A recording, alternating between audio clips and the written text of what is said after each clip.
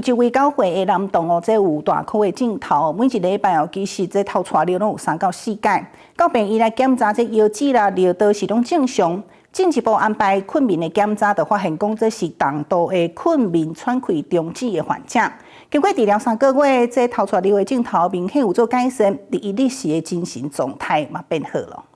一名教会的小朋友每礼拜拢会尿床3到4摆。到新台病院就医问诊的时阵，发现到伊日时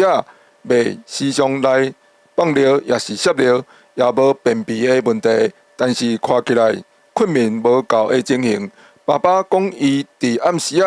困的时阵顾真厉害，还佫有喘气中止的现象。检查了后，发现到小朋友是重度困眠喘气中止患者，经由合适的这喘气治疗3个月，尿床的症状有明显来改善。日时精神的状况也变了真好。到12岁的时候，也大概还有1%到2%有可能会有一些尿床的一个机会这样子。那主要发生的原因的话，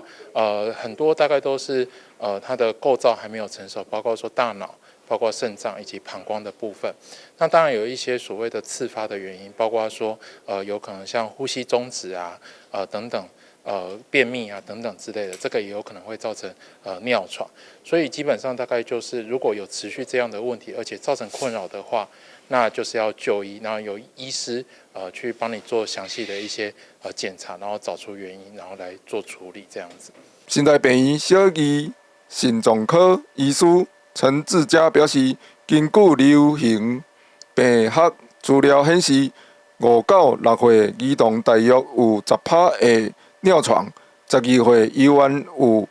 将近3%的尿床，伫男性发生的几率比女性较悬，需要依据病史甲相关的检查来区分。有次发的原因的话，当然重点是要去处理次发的原因这样子。那如果只是原发，就是一些构造还没有那么成熟的话，那我们目前的话，大概也有一些药物可以来做使用。另外，尿床的治疗首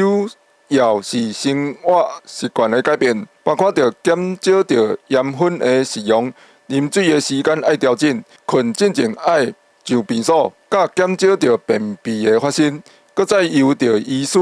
来看状况来适合治疗。记者陈嘉欣，东区采访报道。